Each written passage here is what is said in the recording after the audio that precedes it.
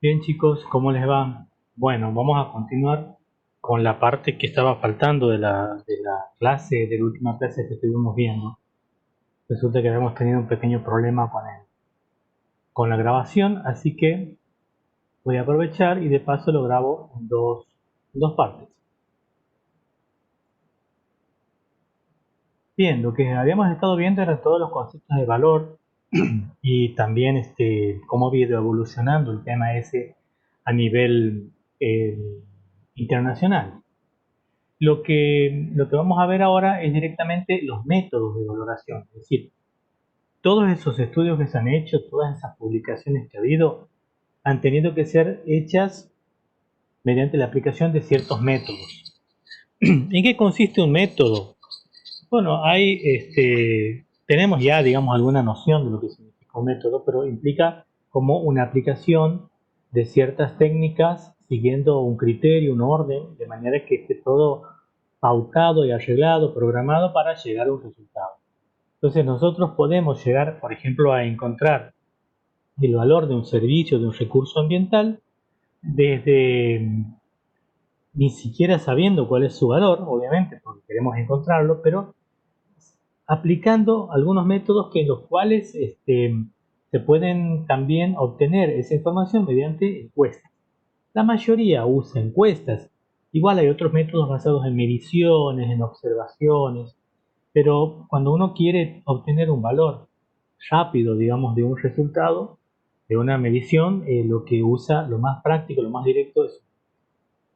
Estos métodos se agrupan o se pueden agrupar en denominados métodos directos e indirectos. ¿Por qué? Porque vienen de técnicas directas y técnicas indirectas. ¿Qué es una técnica directa y qué es una técnica indirecta? Bueno, lo que nosotros entendemos como una técnica directa vendría a ser una técnica en la cual se obtiene el valor mediante algo de manera directa, principalmente mediante encuestas, o mediante una observación directa. Si yo voy a ver cuánto ha crecido una planta, la miro, le mido la altura, tengo una medición directa. Si quiero ver cuánto significa el valor de algo, le pregunto a una persona y obtengo una medición directa. Entonces, si hay técnicas directas, habrá otras que las englobamos dentro de lo que son las técnicas indirectas. En las técnicas indirectas lo que hacemos es obtener el valor de lo que queremos medir mediante el empleo de otra cosa, que puede ser una plataforma, lo dice el libro así, pero cualquier otra ayuda, digamos, que me permita encontrar el valor de lo que estoy buscando, puede ser considerada una técnica indirecta. ¿Cuál ejemplo hemos visto? Cuando queremos valorar, por ejemplo, la acción o el valor de un activo ambiental en viviendas. Entonces yo les había dicho que aquí nosotros lo que encontramos es el mercado de viviendas, suponiendo que estamos en un barrio donde todas las viviendas son exactamente iguales y tienen el mismo precio de mercado, el mismo valor de mercado. Son todas las casitas iguales en un barrio, pero habrá diferencias de precios de las casas después de un tiempo si uno se pone a ver, suponiendo que no haya habido ninguna modificación, que sigan siendo iguales, pero que en algún punto de ese barrio haya una zona donde hay, por ejemplo, un depósito de basura y en otro una zona donde hay un parque bien regadito, lindo, con juegos. ¿Cuál va a tener mayor valor? Valor, no precio. Mayor valor, la que está cerca del parque, porque sabemos que la que está cerca de un basural, de un cementerio, un depósito de chatarra o lo que sea, va a tener un valor inferior al otro. Entonces ahí estamos, mediante el precio de las viviendas, lo que estamos haciendo es estimar el precio de un activo ambiental. También existen técnicas de preferencias, basadas en preferencias, las otras técnicas directas o indirectas. Aquí yo también puedo obtener dentro de las técnicas directas, puedo obtener el valor basándome en la observación de las preferencias de la gente. ¿Qué es la preferencia de la gente? Lo que la gente prefiere. Lo dice ahí directamente la definición. Si yo voy a comprar un shampoo y compro uno que porque me gusta la botella con respecto a los demás, o porque es más caro, o porque es mejor para mí, o me convence la publicidad, entonces elijo ese. ¿Cuál es la preferencia mía? Esa marca de shampoo o esa botella de shampoo. Si yo la compro y me la llevo, voy al cajero, agarro, voy a la caja, lo pago y me salgo. ¿Qué es lo que ha pasado con mi preferencia? La he revelado. Todo el mundo la sabe, todo el mundo la conoce, entonces me observan y saben cuál es mi preferencia revelada. La preferencia declarada es aquella en la cual yo manifiesto que estoy dispuesto a comprar, elegir, pagar o lo que sea. Entonces, si yo entro y me dice, señor, usted anda buscando, mira un shampoo. Entonces, me dice, mira, ella tiene varios y tiene todos estos para elegir. ¿Cuál elegiría usted? Mira, me parecen, no sé, capaz que no compro shampoo, voy a comprar otra cosa. ¿Necesita comprar? Sí, pero voy a comprar después. Entonces, ¿pero cuál elegiría? Aquel. Entonces yo manifiesto o declaro mi preferencia, pero no la ejecuto porque no la he comprado. Yo puedo decir aquel para que la chica me deje de molestar y voy a comprar el típico, ¿sí? Entonces lo que yo manifiesto que voy a hacer, aunque lo haga o no, es una preferencia declarada. Estas observaciones de preferencias reveladas y declaradas son las que se usan mayormente para acomodar, por ejemplo, las mercaderías en las farmacias, en los supermercados, donde venden ropa, cualquier lugar donde esté todo expuesto, digamos, los productos, se van a ver que hay determinados productos que están a la altura de la cara, otros a la altura de la mano, otros más arriba y otros más abajo. Entonces, obviamente, juegan con las preferencias. Yo puedo elegir una bebida gaseosa simplemente porque está más a mano, o sea, más a la altura y más cómoda para bajarla y ponerla en el carrito, que a lo mejor una que está en una góndola allá al fondo. Esa no la ve nadie, obviamente no la compra nadie. Por lo tanto, se juega un poco con las disposiciones a querer comprar algo, que son básicamente las preferencias declaradas que nosotros vamos a usar. Generalmente usamos preferencias declaradas para la valoración, pero también preferencias reveladas.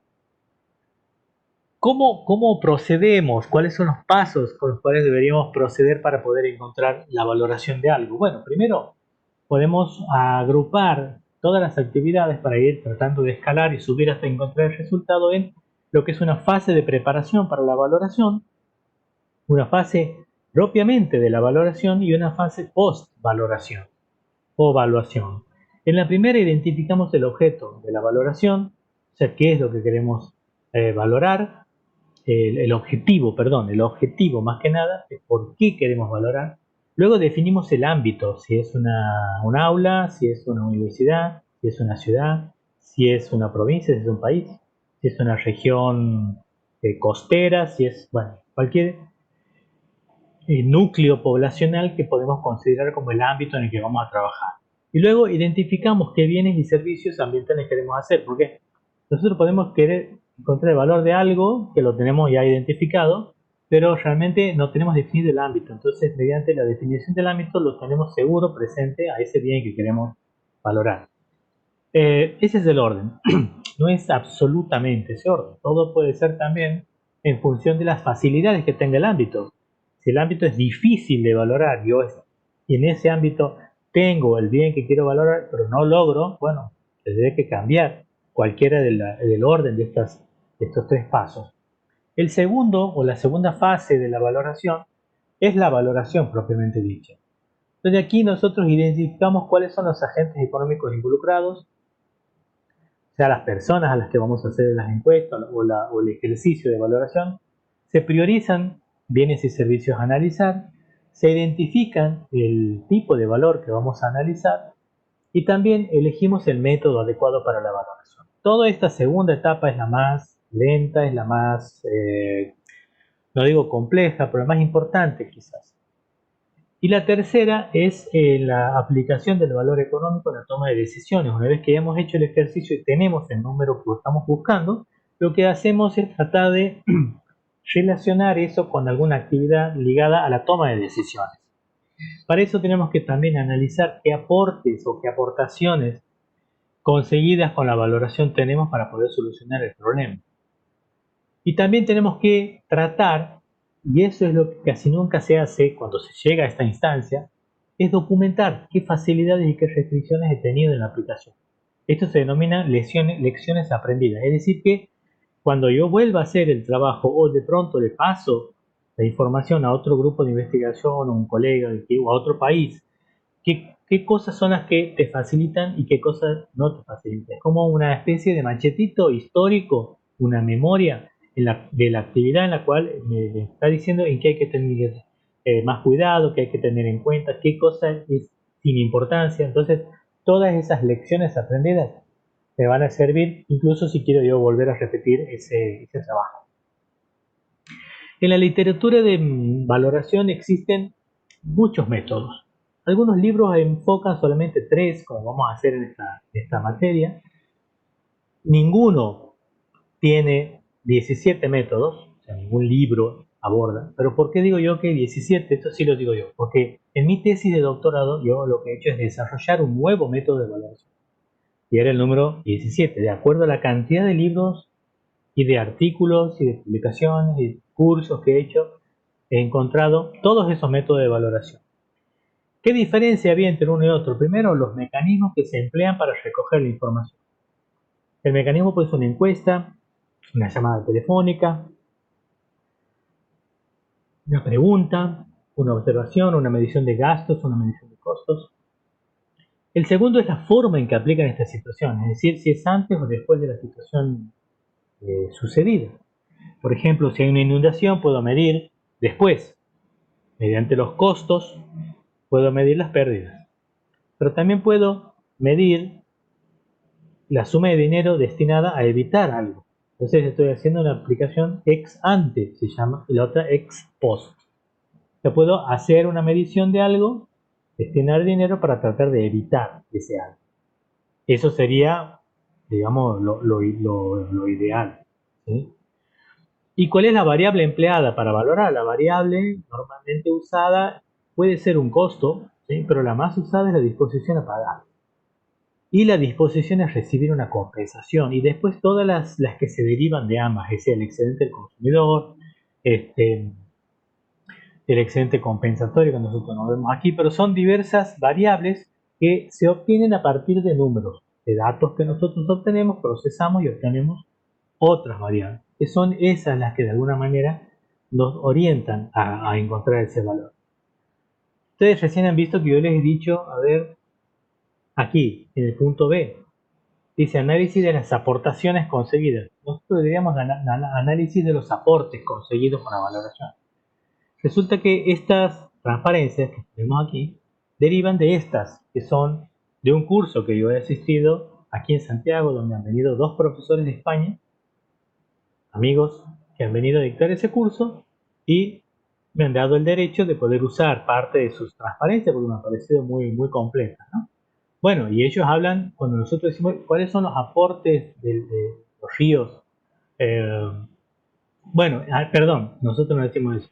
Cuando nosotros aportamos con algo a la solución del problema, le llamamos aporte.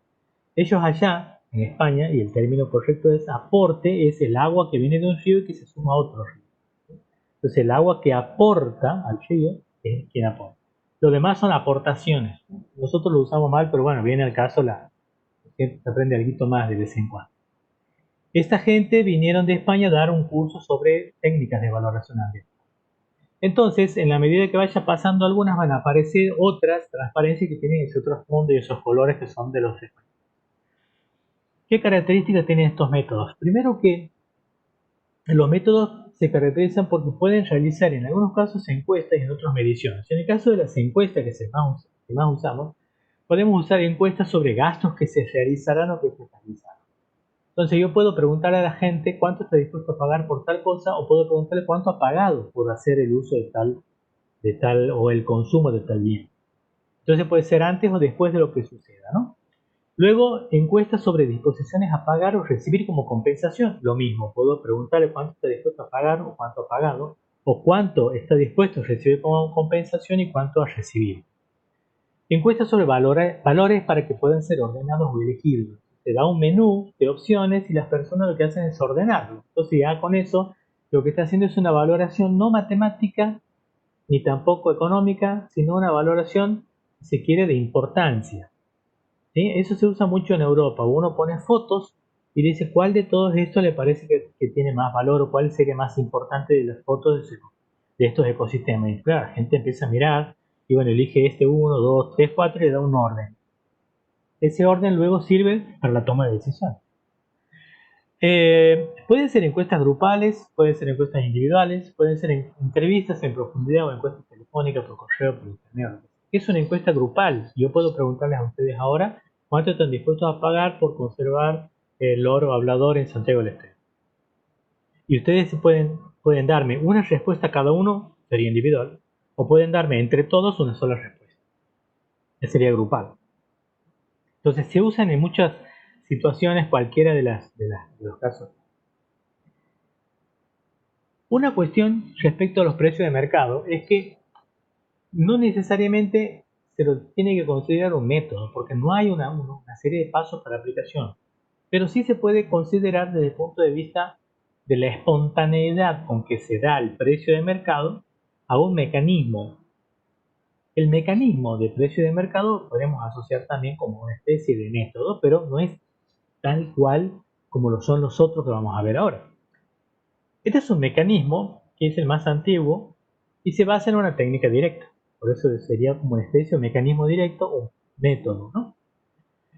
Ese mecanismo se da espontáneamente, como he dicho, y se presenta la oferta y la demanda, hacen un acuerdo con respecto a un bien en particular, a un precio, y queda ese precio como un precio de equilibrio, precio de mercado. Es el más empleado, emplea el valor que tiene los bienes en el mercado, y claro, no se aplica para servicios ambientales. Más que nada para bienes que sí tienen un precio de mercado. Por lo tanto, es una perfecta herramienta para encontrar valores expresados en moneda, que serían precios, dado que en este caso se trata de bienes que están en un mercado. Si están en un mercado hay oferente y demandante y obviamente hay un precio de transacción. Dejándolo de lado al mecanismo, si se quiere, de mercado, presentemos el método de valoración contingente. Método de valoración contingente. ¿Por qué se llama valoración contingente? Bueno, primero porque la valoración, lo que buscamos nosotros es un valor. Y lo de contingentes se denomina porque ustedes han visto que cuando alguien o cuando un grupo de personas van a un punto en particular, se dice que es un contingente, ha habido una contingencia, cuando ha habido un encuentro de algo. Bueno, aquí es como que todo lo que nosotros medimos lo metemos a todo en un solo proceso estadístico y obtenemos como que de todos los números sale uno. O sea que se junta, es como una especie de embudo, entonces vienen muchos datos y convergen, si se quiere, en algo muy particular y sale un resultado, un solo. Entonces todo es como que hay un contingente de resultados hacia un resultado único. Esa es la traducción del contingent valuation. Pero la valoración contingente también se denomina así en Argentina y se la conoce así en toda habla hispana. Ese método ha sido presentado por Davis en el año 1963. Primero por Siriasi, que ha dejado una parte, digamos, la base. Luego ha venido Wanthrop y entre ellos dos después lo presenta Davis. Está basado en una técnica directa, es decir, que de una tomamos el valor, emplea encuestas a personas, individuales o grupales, hemos visto cada una de las dos, utiliza preferencias declaradas, por lo tanto emplea un mercado hipotético, es decir, yo digo que voy a estar dispuesto a pagar o digo cuánto me gustaría recibir como compensación por algo. Encuentra la disposición a pagar y la disposición a recibir como compensación, son las primeras variables con las cuales trata el valor contingente. Sirve para valorar mejoras ambientales, pérdidas de calidad ambiental, áreas silvestres, parques nacionales, diversidad biológica, antigüedades, características de un pueblo en particular, lo que sea que uno quiera medir, con la valoración contingente se puede realmente. El método de valoración contingente, hay un autor, Riera, es un autor catalán, Pere Riera. Él propone, de acuerdo más o menos a su experiencia que ha tenido, propone más o menos 3 bloques que conformarían una encuesta. Entonces, la encuesta estaría conformada por 3 bloques, dicho de esta manera. La primera parte o el primer bloque podría ser un par, 2 o 3 de preguntas, un par de preguntas o quizás 3, depende de la magnitud del trabajo que vayamos a hacer. Pero básicamente tiene información de lo que se quiere encuestar, para que la persona pueda enterarse del objeto de estudio. Si es una encuesta que vamos a hacer por teléfono, obviamente también nos podemos estar haciéndole 18 preguntas a la persona, aunque por ahí me hacen encuestas a mí por teléfono de varias preguntas. Pero normalmente en la primera parte es bueno que a uno se entere uno de qué se trata. Dice, bueno, estamos haciendo una encuesta porque queremos encontrar el valor de tal cosa. ¿Usted reside en Santiago del Estero? Sí, no, cualquier pregunta como para que la persona entre en confianza. Si uno lo llama por teléfono o lo para en la calle y le dice, quiero que me digas cuánto consideras que vale tal cosa, para un poco de dónde viene esta pregunta, por qué, es bueno tener primero una pequeña introducción. Como les digo, puede ser 2 preguntas o 3, dependiendo del caso. El segundo bloque tiene una información ya directamente orientada a la modificación que se va a realizar, por lo cual nosotros queremos encontrar el valor de algo. Por ejemplo, le decimos, mira, ya estamos en la segunda parte del bloque, tiene pensado realizar una obra, un aeropuerto en el Parque Aguirre. Por lo tanto, habría una pérdida de biodiversidad y un cambio en total el uso del suelo, en todo lo que concierne a la cosa que estoy imaginándome yo. ¿Vos crees que sería necesario aportar algún dinero para poder evitar eso, defender el recurso? ¿Cuánto valorarías lo que se va a perder?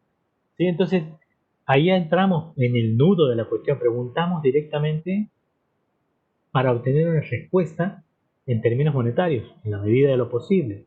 O si no, decir un valor alto, un valor medio, un valor bajo, un valor nulo, o un valor infinito si vamos muy arriba. Esa parte es clave. Esa parte tiene que ser muy, pero muy bien planificada, muy bien analizada. Dependiendo de lo que uno quiera valorar, hay varias opciones de ayuda para poder encontrar las preguntas clave. Y el tercer bloque puede no necesariamente ser hecho, pero sí es bueno porque ayuda a relacionar, digamos, mediante un análisis estadístico, por ejemplo, si la edad, la profesión, el nivel de ingresos, si es varón, mujer, el nivel de conocimientos educativos que tengan, si eso ha influido en el valor que ha dado en el segundo bloque. ¿Sí? Entonces, siempre es interesante para poder cerrar luego el análisis. ¿Qué otros aspectos se tienen aquí? Bueno, el tipo de encuesta que se haga. Puede ser una encuesta personal, grupal, como he dicho, telefónica, por internet. El formato de la pregunta puede ser una pregunta abierta, puede ser una pregunta dicotómica o múltiple o subasta. ¿Qué es eso? La pregunta abierta es ¿cuánto estaría dispuesto a pagar por tal evento, por tal cosa? Entonces me da una cifra, puede ser 0, 100, 80, 75. Si yo le digo, para ver la pregunta dicotómica, ¿estaría usted dispuesto a pagar 100 pesos por año para que la municipalidad haga determinada cosa? Sí, no, esa es la dicotómica. Es una dicotómica con un valor fijo. Yo digo 100 pesos. Puedo poner, ¿pagaría usted algo por tal acción? Sí, no. No importa, tengo un sí, tengo un no. Tengo un sí, no tengo el monto, pero sé que tengo gente que va a pagar. O bien tengo 200 no y un sí, entonces digo, no, evidentemente nadie quiere pagar. No voy directamente al número, voy a la voluntad de pago. Un caso en donde yo pueda poner una opción de montos, de importes para que la gente elija es un caso de una pregunta de tipo múltiple. Y el otro es donde yo le pregunto a la persona, ¿estaría dispuesto a pagar 100 pesos para mantener, no sé, la costanera con cierto nivel de seguridad? No. Pagaría, obviamente, si le digo 150 me va a decir que no. Entonces le digo, ¿pagaría 80? Sí, 80 sí. ¿90? Puede ser, sí. ¿95? No.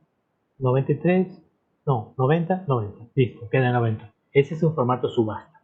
¿Ah? También se hace eso cuando se hacen entrevistas personales, digamos. Eso lo hacen chicos que están en la calle.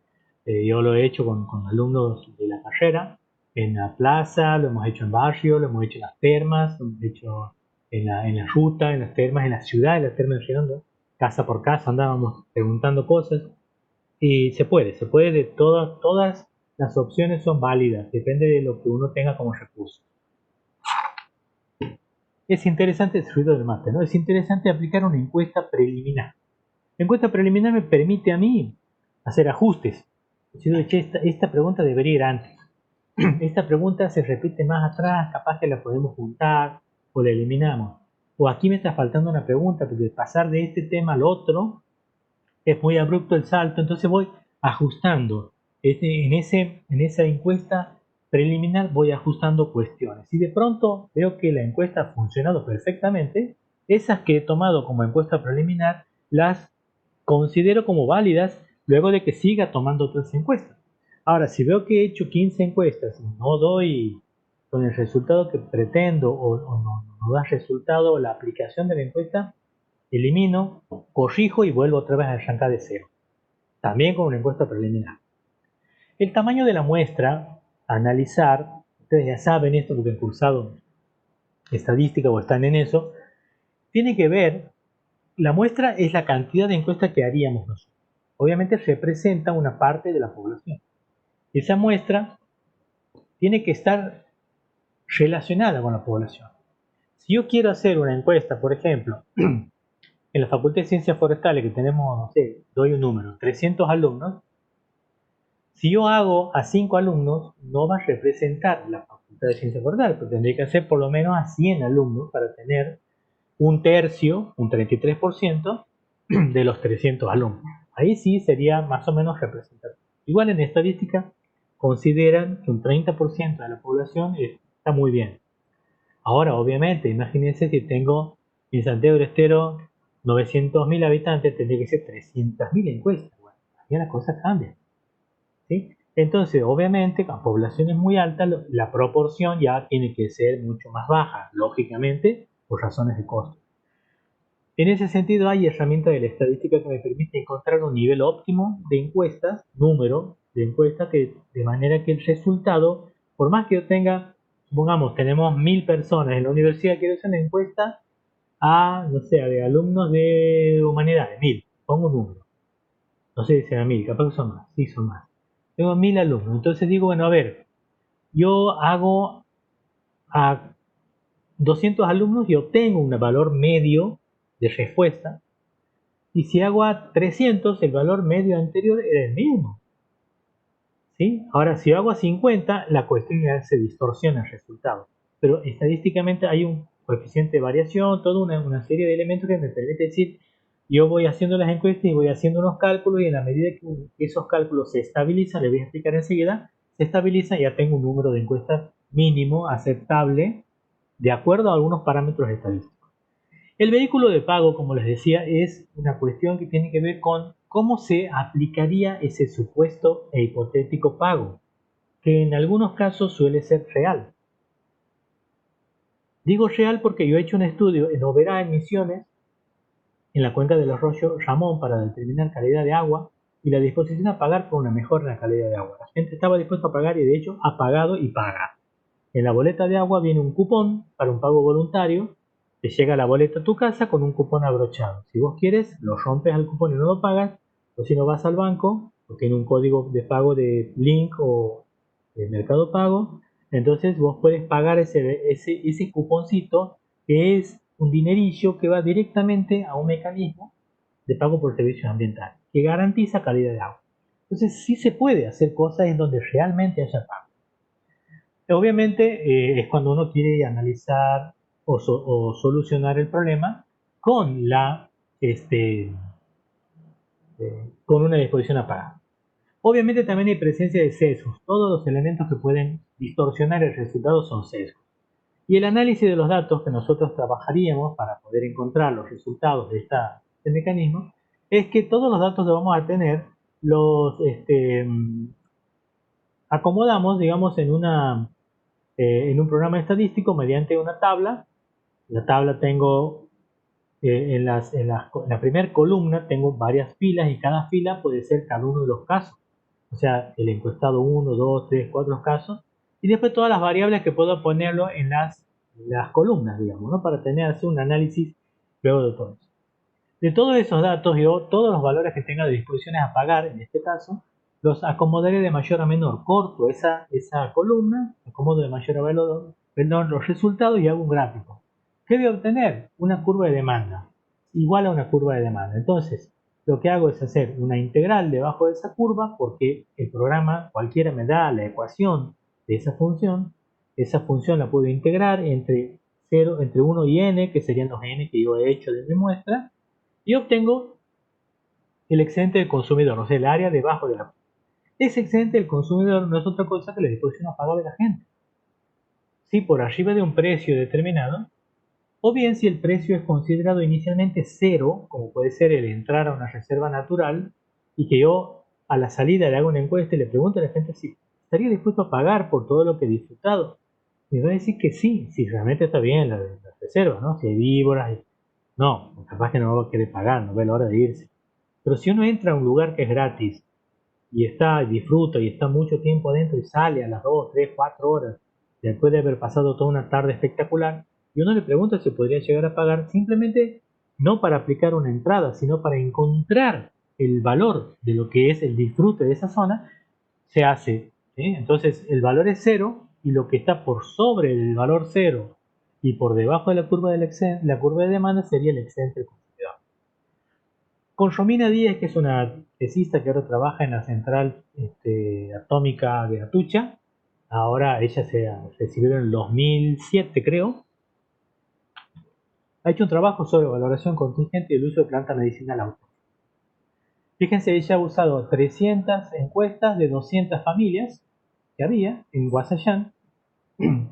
Y bueno, encuentra que todas las plantas que usan para problemas de salud, de medicina y qué sé yo, y los problemas que tratan. El valor del excedente consumidor en ese momento, del año 2007, estoy hablando, el dólar que costaba en 3 pesos, era de 28.000 pesos. Una parva de plata impresionante. Para las 30 familias de la muestra, el análisis lo he hecho para las muestras. Si eso lo multiplico por 12, ¿sí? Porque la pregunta que ella hacía era mensual, ¿cuánto estaría dispuesto a pagar mensualmente? Sumaría un valor de 341.000 pesos anuales. Y si ese valor lo dividimos entre el n que hemos tenido de la muestra, tendríamos un valor promedio de 142 pesos por año. Eso, llevado a la cantidad de población que tenemos en la zona, o sea, las 200 familias, tendríamos un valor mucho más importante. Entonces, aparte, se ha hecho un estudio prácticamente etnográfico, interesante, en donde se ve todos los usos que tienen las plantas, y cuál es el número de repeticiones. Bueno, esas serían las encuestas cada una de las veces. O sea que 17 personas dijeron que usan la tusca, 9 que usan la ruda, 5 que usan manzanilla y así. Entonces, eso por una parte. Después, ¿cuáles eran los problemas que trataban? ¿No? Número de repeticiones, problemas de tos. Después, relaciona esas dos y dice, bueno, con la tusca solucionan 13 personas problemas de gastritis y 8 problemas cicatrizantes. Con la sombra de toro, problemas de riñones, digestivos, etcétera. Todo eso es una cuestión que hace al trabajo en sí. Después vamos a la parte económica pura. Entonces, obtiene todas las disposiciones a pagar y esta es la curva que obtiene, digamos, la función, esta es la función, este sería un modelo, sería la función matemática, y de ahí integrando entre 0 y, no me acuerdo, 30 creo que eran, sacamos el excedente del consumidor, el individual y el total anual. ¿Está? Aquí hacemos lo mismo, pero la variable es disposición a recibir una compensación. Aquí era la disposición a pagar para que sigan existiendo esas plantas, para pagar para la conservación, podría ser una pregunta. Y aquí, ¿cuánto recibiría como compensación si no estuvieran esas plantas? Y le pusimos el caso de una obra vial que se haría supuestamente en ese lugar y después de varios años realmente se hizo esa obra. Por lo tanto, podemos asumir que es válido el valor y que puede acercarse a la realidad. En aquel momento eran 68.000. Otro trabajo que hicimos es con Natalia Guerrero Maldonado. Ella es una española, ya en el año 2008 vino ella. Entre paréntesis, se ha puesto de novia con un español, con un santiagueño, y se lo ha llevado, ya están casados, allá tienen hijos, todos de 10, son grandes amigos. Ella vino de la Escuela de Montes de Madrid y a hacer un trabajo sobre uso y valoración de plantas medicinales y tintorias, presentes en Santiago del Estero, Argentina. Aquí tomó ella, no Guampacha, porque ya lo había hecho otra compañera, pero un trabajo similar y suma la parte de plantas tintorias. También ha trabajado, por ejemplo, con 80 encuestas, ¿sí? Y 35 para las plantas tintorias. 80 para medicinales y 35 para tintorias. Interesante el trabajo.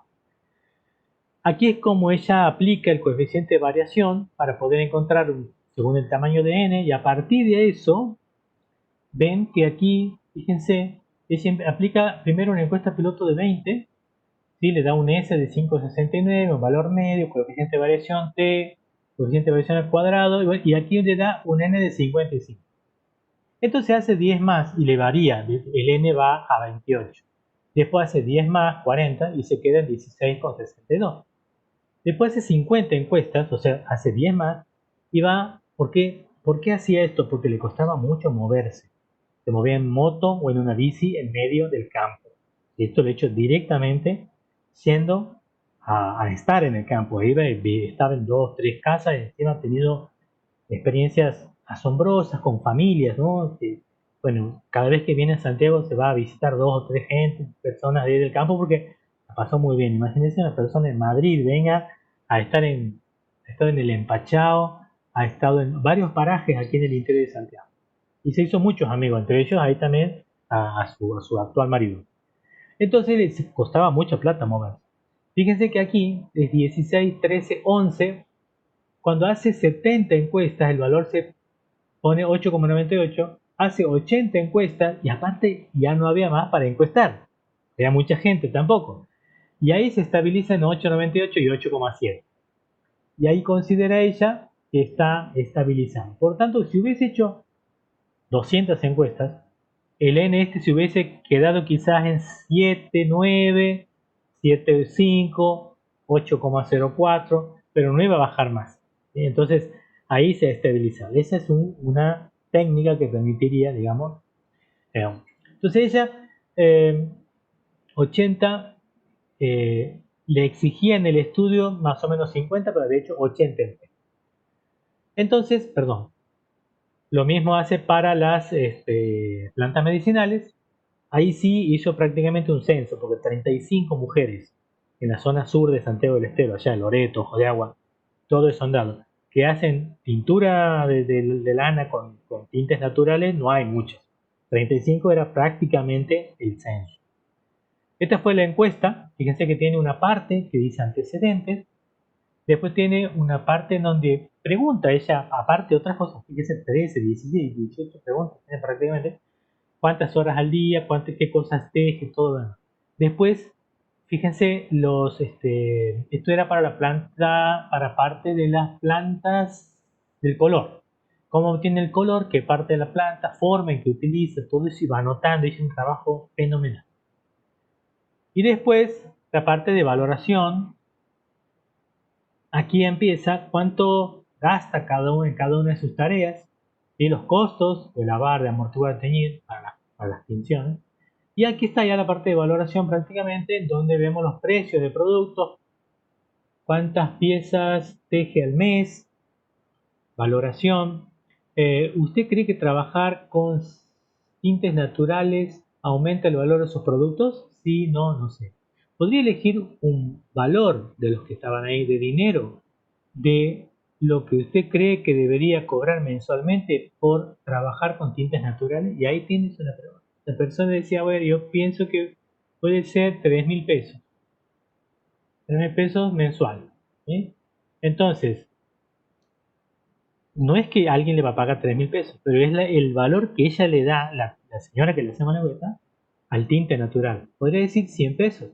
Obviamente le da lo mismo teñir con tintes naturales que teñir con anilina. Entonces, esa es la esencia del trabajo de la valoración. ¿Sí? No es que estamos encontrando el valor real para poder ponerle un precio a la manta que se va a teñir, ¿no? Y estos son otros datos que les digo que ayudan, digamos, a mirar un poco más cómo se podría enriquecer el resultado de la encuesta. Para plantas medicinales hizo un trabajo parecido. También ahí tenemos de dónde provienen las plantas. Bueno, realmente es larguísima la tesis, muy, muy buen trabajo. Fíjense todo lo que usa para plantas medicinales, qué problemas, qué especies trataban. Y aquí vemos ya el análisis de la disposición a pagar. Por ejemplo, aquí había 10, 20, 30, 50, 100 disposiciones a pagar. Y aquí está lo que les digo, que se colocan todos los valores de mayor a menor. Y este sería la disposición de las respuestas, porque está escalonado. Y esta línea roja vendría a ser la función que representa a esa nube de datos que están ordenados de mayor a menor. Si uno los larga los valores como ha sido tomado, se hace una nube de datos. También podemos tener una tendencia ahí, pero ya es otro tipo de análisis. Aquí obtenemos que esta función es logarítmica, 25 menos 25,24 logaritmo de x, 105, con un r cuadrado de 0,91. O sea que sí representa bien, digamos, un valor a la disposición de los datos. Trabajando con esa función, lo que hago yo es obtener el excedente del consumidor, o sea, lo que está debajo de la curva, y estos son los valores, después lo leen, y son los valores que obtengo del excedente del consumidor, de individual, de la muestra, de la población y todo. También sigo aquí con las especies más empleadas, las especies que más colorean. Este es el trabajo de la planta tintoria, el otro de las plantas medicinales. Como ven aquí, puedo ajustar estos datos con varios modelos, un modelo logarítmico, lineal, polinómico, ¿sí? O incluso exponencial, entonces, o potencial. Estos serían los casos, pero aquí el que mejor se adapta es este, que es 0,94, el R más alta, ¿no? Entonces, tomo este valor y esta es la función con la cual trabajo haciendo la integral entre 0 y 33. Entonces, esos valores me dan todos estos datos y son los resultados de la valoración de plantas tintorias en Santiago del Estero. Un temón realmente, porque nunca nadie lo había hecho. Es un tema sumamente original. Vemos ahí algunas muestras de lo que hace la gente. Esto es en Huillacatina, se llama, pasando Loreto, unos cuantos kilómetros, se vuelve a la derecha y se manda como 20 kilómetros adentro. Está muy lindo, y ese es un muestrario que tienen las señoras, para lo cual dan los colores, y ellas mismas cuentan cómo hacen para obtener cada color. Y hay unas mantas. Entonces, bueno. Este es otro método, chicos, método de costo de viaje. Este es un segundo método que también es bastante usado en la bibliografía internacional y tiene la ventaja de que es un método que también es rápido de obtener la información y necesariamente tiene que ser corto la aplicación del método. Ha sido presentado por Harold Hotelin en el año 45. Está basado en una técnica indirecta. ¿Por qué? Porque yo aquí estoy midiendo, como lo dice el método, cuánto me cuesta a mí viajar a visitar un sitio. Entonces, si yo, por ejemplo, puedo valorar, en el último párrafo dice, servicios ambientales provistos por espacios naturales, sitios con ruinas arqueológicas, monumentos naturales, implica que son lugares que yo tengo que ir al lugar para visitarlo, ¿sí? y hacer una valoración. Ahora bien, la gente que se encarga de hacer esas valoraciones me pregunta a mí, en una pregunta, ¿de dónde proviene?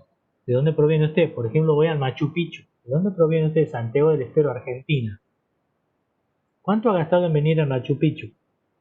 Bueno, a ver, de Santiago a Tucumán, de ahí me tomo un avión a Lima, de Lima un avión a Cusco, un tren, y he llegado, y bueno, y le digo todo lo que he gastado. El señor anota, ¿sí? Y ese es el costo del viaje. ¿Ya? Ese dato tomado a miles de pasajeros te lleva a tener una idea de cuánto vale para la comunidad que lo ha visitado el Machu Picchu o cualquier otra zona que uno vaya a ver, si un parque, el que yo les decía el otro día, por ejemplo, el glaciar Perito Moreno, o una reserva en Tucumán, la reserva Orcomolle.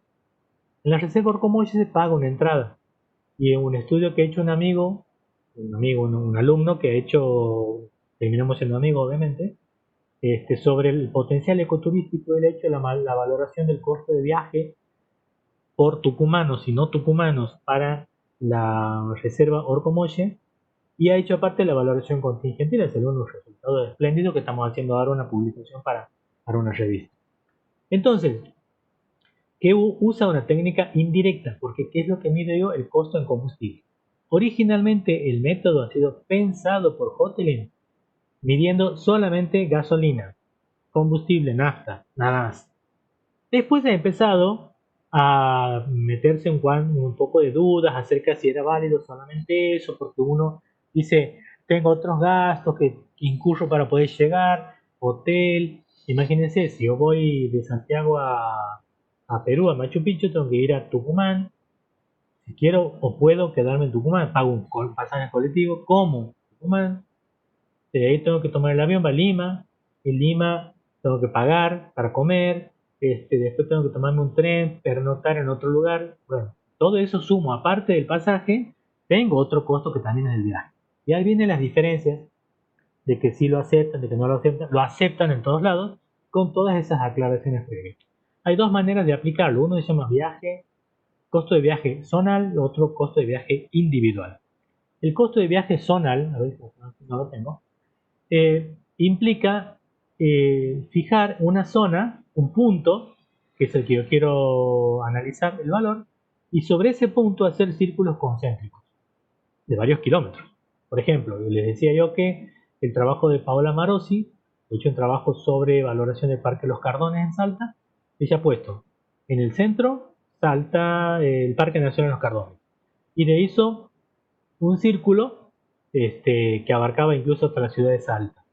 Entonces, toda la gente que iba de la ciudad de Salta o de determinadas zonas que estaban en la zona 1, le llamó ella, tenían un costo de viaje promedio, un valor promedio. Entonces, mucho más fácil de analizar.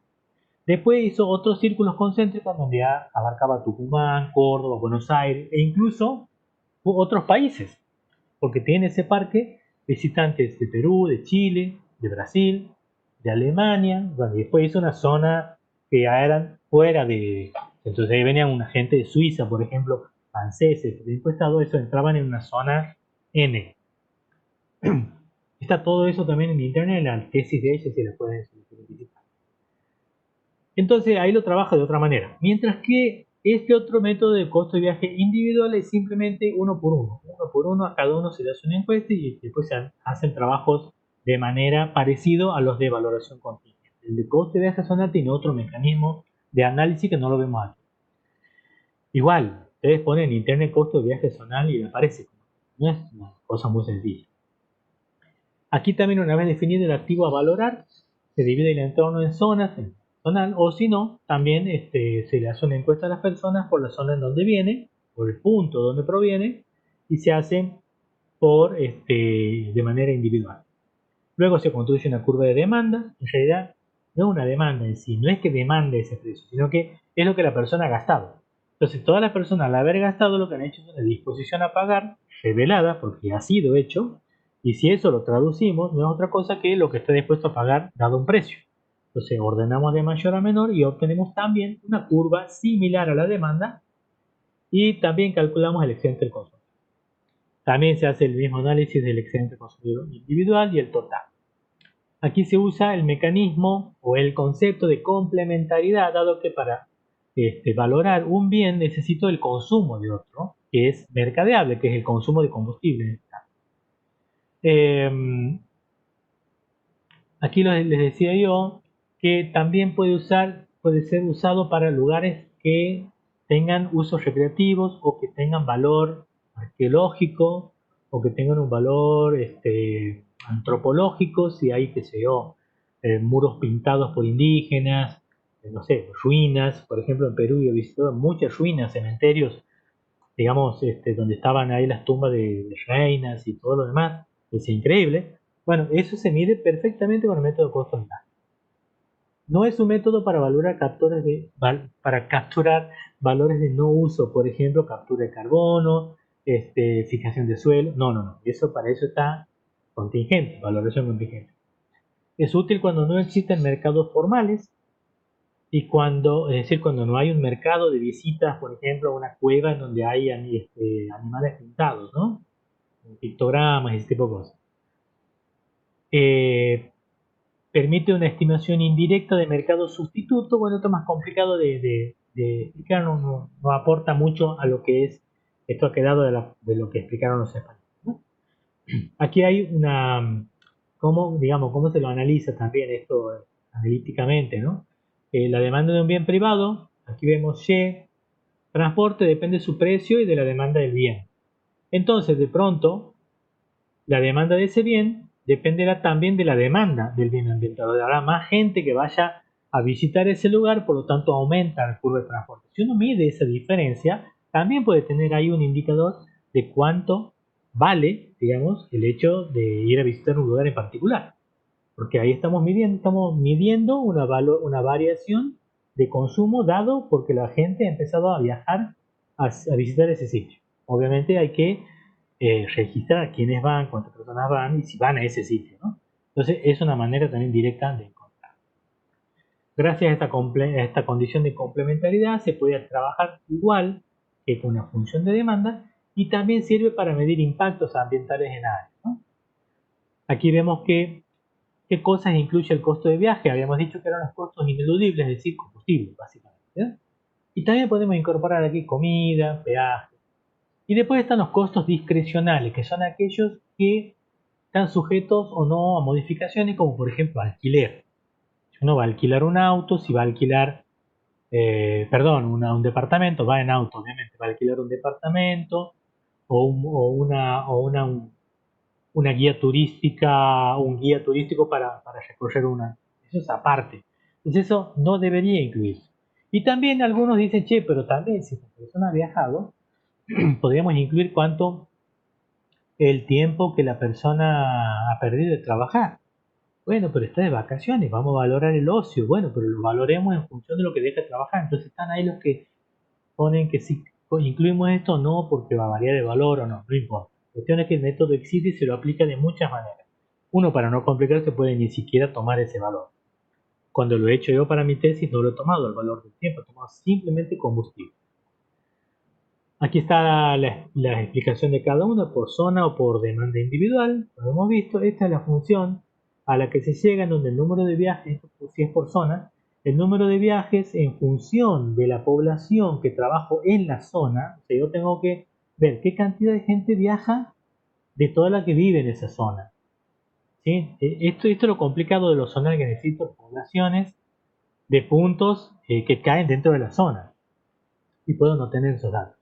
Esos datos también están relacionados al costo del traslado al lugar, todas las variables socioeconómicas que describen la zona H, el conjunto de variables descriptivas, bueno, varias cosas más que hace que ese mecanismo zonificado no sea el más apropiado, el más práctico. Es bueno, pero no es tan práctico. Este es más directo, el de demanda individual. Entonces el número de visitas está en función del costo de desplazamiento, de alguna variable dummy o dummy, que puede ser si el individuo es o no miembro de una asociación ambiental. Las variables dummy son variables dicotómicas, ¿no? O si un individuo conoce lugares sustitutos a la misma categoría, o, o de distinta categoría. O sea, puedo hacer una batería de preguntas. Pero ¿qué pasa? Eso depende de cómo aplico esto. Nosotros hemos aplicado, cuando hicimos el trabajo en Termas de Riondo, directamente en el puesto caminero. Cuando estaba entrando a la zona de Termas, habían alumnos donde el auto, mientras el policía le preguntaba de dónde viene, le pedía el carnet de conductor. Entonces, por la otra ventanilla le preguntábamos de dónde venía y si venía directamente a Santiago del Estero a quedarse a las termas o si pasaba de largo. Entonces le preguntábamos cuántos días se quedaba. O sea, preguntábamos casi lo mismo que el policía. No le pedíamos el carnet, obviamente, ni el seguro, ni nada. Pero lo que nosotros queríamos era ver de dónde venía la persona. Ah, y el policía no anotaba, nosotros sí. Entonces todo ese dato ha sido luego usado para poder calcular el costo del viaje. Ha sido un trabajo complicado porque había gente que venía con vehículos a gas, otros que venían una combi, otros que venían por ejemplo, una familia con un auto gasolero, entonces, y otro que venía con un auto a nafta, pero era un motor 1.8, otro motor 1.6, entonces complicado hacer el cálculo del consumo de combustible. Entonces, con que me diga la persona, vengo de Capital, y yo veía que era un Ford Fiesta 1.6, ya tenía datos de 1.6 en Astero. Si vamos anotando eso y después hemos hecho todo el análisis entrando en la... hay una página en donde te dice cuánto consume cada auto y vos multiplicas por la distancia y te da ahí un valor de tantos litros. Multiplica por el número que vale litro y tienes el valor. Lo más aproximado porque seguramente va a haber error. Este también es otro enfoque de la demanda individual, en donde se ve cómo influye la edad, los ingresos, el número de horas de visitas, etc. Hay una tesis que les decía, bueno, si hago clic aquí no lo vamos a ver porque esta máquina es nueva y no está en esta computadora, pero se los puedo poner, voy a hacer eso, voy a poner, no sé si en el blog, sí, en el blog lo voy a poner después a las tesis para que lo tengamos y le voy a pasar la dirección de un blog que tenemos de la cátedra. Bueno, aquí lo que hacemos entonces para el método de costo de viaje, lo mismo la metodología, definir el activo a valorar, diseñamos una encuesta muy larga, no, porque tiene que ser pocas preguntas, porque si no el visitante no quiere bajarse del auto, que es el caso del que hemos hecho en la Policía Caminera. Después hemos hecho otras encuestas en el dique de Termas de Riondo, y ahí le preguntamos a las personas que estaban mirando el dique, ¿sí? Ahí uno se puede tomar 15, 20 minutos o 10 para conversar con la persona. Entonces la encuesta es otro formato. Digamos, la misma encuesta, pero con más preguntas. ¿Sí? Uno puede explayarse más en sacar más información. Después, cargamos los datos, igual que en el otro caso, y calculamos el descenso individual y total de la población. También les voy a mostrar algunos trabajos de tesis para que vean cómo se puede aplicar. El otro método que vamos a ver, y el tercero y último, es el método de precios hedónicos o de valores hedónicos. Ya les he explicado hace un rato cómo es que varía el monto, el importe de una vivienda, el valor de una vivienda en función de los atributos ambientales que tenga. ¿Sí? Entonces todos sabemos que una vivienda, o varias que son exactamente iguales, pueden tener distintos valores en función del equipamiento, de los espacios verdes, la cercanía a servicios, distribución de la sala. O sea, todas son cuestiones que pueden hacer a que las casas tengan distintos valores. Pero si vamos a unificar todas en un mismo tipo de vivienda, la calidad ambiental es un factor que puede hacer variar el valor. Ese método ha sido presentado en el año 66 por Lancaster. Él lo ha aplicado en automóviles poniéndole a los autos, por ejemplo, algunas cuestiones que tengan que ver con lujo. Lo de precios hedónicos viene eso, de hedonismo. El hedonismo hace referencia a la belleza, hace referencia a lo lujoso. Y en este caso, ese planteo, ese concepto se lo toma para lo ambiental. Entonces, se supone que un auto en los años 66, imagínense que tenía radio, era un auto de super lujo, ¿sí? Entonces, el auto valía mucho más de lo que valía la radio sola. El auto vale $100 y la radio valía $2, el auto no valía $102, valía $120. Entonces no estamos pagando la radio, sino estamos pagando el placer de tener la radio en el auto. Y así es con el aire acondicionado, con los levantacristales eléctricos y un montón de chiches que hacen un viaje placentero.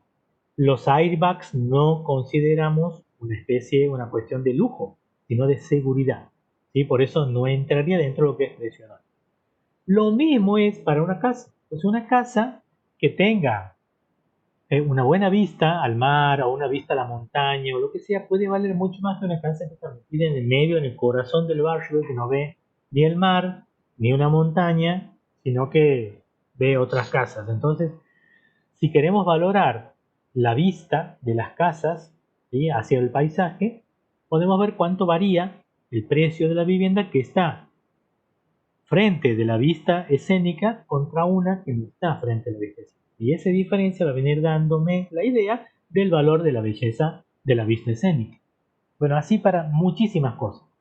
Se puede hacer para exposición a ruidos, para la presencia de malos olores, si una casa está cerca de una curtiembre, si una casa está cerca del río en donde no hay agua y hay olor a podrido, si una casa está cerca de un desagüe. Entonces tiene un montón de cuestiones más. Y también riesgos ambientales. Si una casa está cerca de una zona de terremoto, obviamente va a valer mucho menos que si está en una zona segura. Entonces, esas cuestiones me sirven a mí para poder encontrar valor ambiental de atributos ambientales. Después de este método, bueno, está esto que más o menos implicaría gráficamente lo que acabo de hablar, pues lo pueden ver. Aquí ven el caso de, en Argentina se ha aplicado varias veces este método con torres que son exactamente iguales, aquí están todas igualitas en la foto, pero en la ciudad de Buenos Aires hay una empresa de construcción que ha hecho 3 torres exactamente iguales en diversos puntos de la ciudad. Entonces uno dice, a ver, el departamento vale 1.000.000 de pesos de acuerdo al costo del departamento, porque tienen las mismas, el mismo ascensor, las mismas dimensiones, los mismos colores de pintura, de puerta, de baño, todos son iguales. Pero uno está en una zona céntrica, microcentro, otro está en una zona cerca de una cancha de fútbol, que no es de las mejores, y otro está en una zona residencial en un parque. Obviamente los tres tienen distinto valor. El que vale más es el que está en el parque. El que está en el microcentro han detectado, hayan valorado ruido, incomodidad, inseguridad, y también han valorado inseguridad en el otro de la cancha y la molestia de la zona, cuando hay manifestaciones, cuando hay grandes partidos, que se agarran a piedrazos, bueno, todo eso influye en el precio de la vivienda. Mientras que los más caros eran los que estaban en la zona, frente a un parque, donde la gente sale a caminar, a correr, a pasear con su mascota, ahora andan en monopatín, qué sé yo, pero esos eran los más caros. Entonces ven que el atributo ambiental que rodea al departamento tiene influencia en el precio del departamento. La diferencia con respecto a un precio estándar del costo de construcción es lo que me da el valor del atributo ambiental. Para terminar, les cuento rápidamente qué otros métodos están dentro de los 17 que les contaba recién. Esto no vamos a aplicarlos, pero sí, los españoles han creado lo que se llama métodos combinados. Entonces, un método hedónico del costo de viaje. Entonces yo digo, averiguo por qué ha venido la gente, o bien mido cómo los individuos eligen un lugar para viajar en función de los atributos que tiene el lugar. Si uno dice, no, a mí me gusta ir a Salta, pero ¿conoces en Salta lo que es la quebrada de San Lorenzo? Ah, sí, bellísima. Obviamente un hotel en la quebrada de San Lorenzo, que es una zona hermosa, es mucho más caro que el mismo hotel en la ciudad de Salta. Entonces estamos midiendo el viaje en función de una variable hedónica, ¿sí? O podemos medir también método de costo de viaje contingente. Costo de viaje contingente. Surge de preguntarle a la persona cuántas veces irían a visitar un área en cuestión o un parque sin que hayan ido. Entonces es como que es una pregunta de un viaje hipotético que podría llegar a ser. ¿No? El método de precios hedónicos contingentes. Precios hedónicos contingentes. Le pregunto a la persona cuánto estarían dispuestas a pagar por una casa alejada del ruido. Suponiendo que todas las casas valen tanto. O sea, usted quiere una casa que esté alejada del ruido, ¿cuánto más pagaría? Esa es la pregunta. Yo le puedo decir, vale tanto, yo el de la inmobiliaria, pero si usted pagaría más, mejor para mí. Ese es un mecanismo para valorar también una casa alejada del ruido. Otro método es el método de costos evitables. Son costos que sirven para evitar daños y preservar calidad ambiental. Es decir, todo lo que yo tengo que gastar para evitar un daño. ¿Se entiende? Por ejemplo, no solamente, el gasto para evitar un daño lo vale, pero también a mí me ha pasado cuando he hecho un estudio de plantas medicinales en departamento Figueroa, perdón, departamento Alberdi, tantos lugares, hace una pila de años. Nosotros le preguntamos ahí a la gente, plantas medicinales, el valor de las plantas medicinales basándonos en los costos evitados. ¿Qué significa eso? La persona que usaba plantas medicinales se ahorraba, entre comillas, evitaba de tener costos de ir al médico. Evitaba, cuando le pasaba algo, un lastimado, preparaba unas hojas ahí, las hacía hervir, mojaba un trapo y ese trapo con esas hojas se lo ponía en la herida. Esa herida se dejaba de sangrar al instante. Obviamente, si no tenía esas plantas, tenía que subirse a una moto o esperar un colectivo para llegar a un hospital que le hagan una limpieza y unos puntos en el tajo que se había hecho. Pero es asombroso, chicos. Yo he estado haciendo la encuesta y se ha accidentado una chiquita, le ha caído una garrafita chica, le ha caído de la mesa. Estábamos ahí en un patio, en un rancho, le ha caído y se lastimó la criatura. Hemos dejado de hacer la encuesta con la señora, me he puesto a ver, he quedado asombrado. La señora tenía en una botella agua de malva, que es una planta. Como les digo, ha mojado un trapo limpio que tenía y le ha puesto en la frente. La chiquita se había abierto la frente, un tajo de la longitud de una boca, de la boca. Imagínense, en la frente la piel es tirante, o sea, se había abierto como se abre la boca, así se abre un lado. Bueno, le ha puesto eso, le ha atado, le ha puesto el paño ese, le ha atado con una tira. La chiquita dejó de llorar y bueno, hemos seguido con la encuesta, y ahora me daba no sé qué preguntar. Entonces le digo, señores, ¿cuánto le saldría a usted si no tuviera esta agua de malva? Le digo, o ir al médico. No, y digo, tengo que salir de aquí, pedir la moto a mi hermano, llevar a la chiquita sangrando, obviamente, a la ruta, buscar una combi o esperar que pase el colectivo. Bueno, imagínense, de ahí tiene que venir a Santiago, del departamento Alberdi.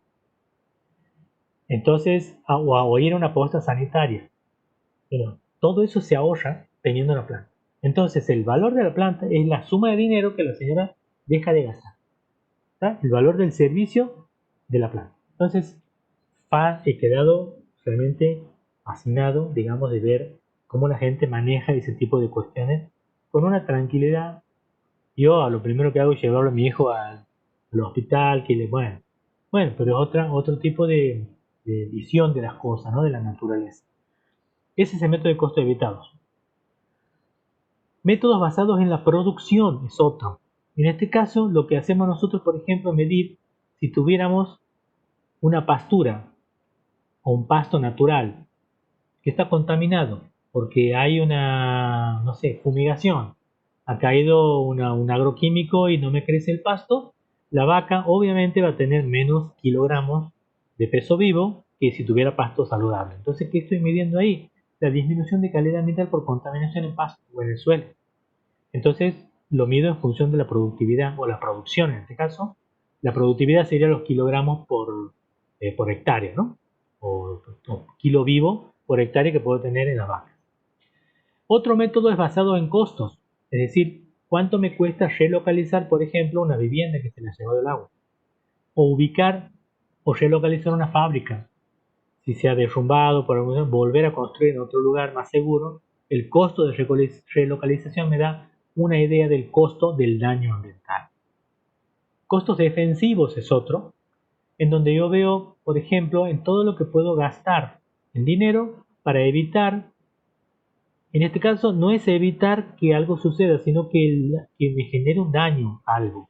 Entonces yo, por ejemplo, aquí tengo una autopista en donde pongo paneles de cristal o de policarbonato, de cualquier material transparente, ¿sí? Que haga que disminuya el ruido si es que yo vivo aquí, o tengo un hospital, o tengo una escuela, un hogar de ancianos, o lo que sea. O sea, aquí lo que se ha hecho es, obviamente, o se ha hecho el, el sitio, o sea, el establecimiento después de la autopista, o se ha hecho la autopista cerca del establecimiento porque no ha habido otra manera.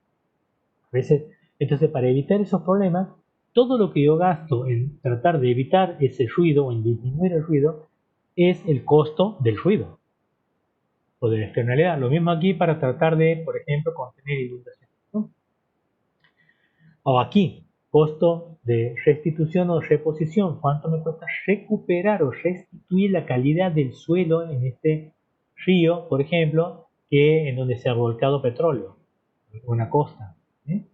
O esto, que se ha dado un proceso de certificación, degradación del suelo, ¿cuánto me costaría recuperar este suelo? Entonces, la degradación del suelo la puedo medir en lo que me costaría años y dinero en recuperar un suelo y tenerlo de manera fértil. Este es otro método que no es, digamos, un método de valoración concretamente para encontrar valor ambiental en dinero, sino que me permite para monitorear cómo es el estado de calidad del ambiente mediante tres variables, que es la presión, o tres indicadores de presión. perdón, presión, estado y respuesta, o denominado modelo PER, también está así en la bibliografía. El indicador de presión me describe cómo una actividad humana afecta al medio ambiente. Por ejemplo, yo lo puedo medir en cantidad de agua. Entonces, la cantidad de agua que yo uso, o por ejemplo, la cantidad de agua, aquí lo leo mejor, residual producida. Obviamente, cuanto mayor es la cantidad de población y mayor presión tengo sobre el uso, tengo mayor cantidad de agua residual producida. O puedo medir también biodiversidad degradada de plantas leñosas. Porque claro, hay una presión de la persona sobre el bosque, entonces degrado la biodiversidad en una formación vegetacional. Bien, esa sería una primera medición. Yo puedo hacer luego una segunda variable, un segundo indicador, que es el estado.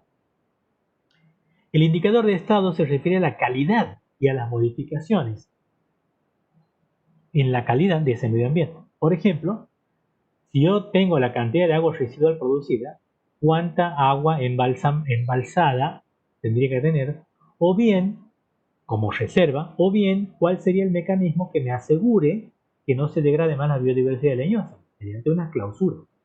Es decir, alambrar para evitar que entren animales, por ejemplo, y asegurarme la regeneración de la biodiversidad de esas plantas que estaban degradadas en cuanto a su formación. Y el tercer indicador es el de respuesta. Presenta qué esfuerzos se realizan para reducir o mitigar esa degradación del medio. Por ejemplo, cuánto se gasta en tratamiento de las aguas residuales o en la potabilización de esas aguas. O qué gastos en construcciones de alambrados y manejo de vegetación puedo tener. ¿Por qué he puesto esto aquí? Si bien es un método que me permite hacer un seguimiento mediante los indicadores del estado y calidad del ambiente, este modelo lo han aplicado todos los países de Europa del Este en el año 2000, cuando han querido entrar a la Unión Europea. Entonces, en ese momento, la Unión Europea ha dicho que el mejor indicador de calidad ambiental que podemos tener es el modelo de presión estado-respuesta. Y también sirve para medir, como les decía yo, no siempre se mide calidad ambiental en términos monetarios, sino calidad ambiental en términos de calidad. Entonces, esto me sirve para eso también. Valoración multicriterio es otro método que se ha dejado de usar, digamos, no ha tenido el éxito que se esperaba porque requiere de una formación en matemática elevada. Este profesor que está aquí, que es Romero, 1997, él me ha dictado un curso a mí de Economía de los Recursos Naturales en Madrid. La verdad que le he entendido un tercio, porque era todo matemático. Entonces, este hombre junto con estos otros autores que están ahí, ellos han pensado y han planteado que la economía, si uno lo trata como variables económicas, puede tener ciertos sesgos en sus análisis, mientras que si todas esas variables las convierte en parámetros,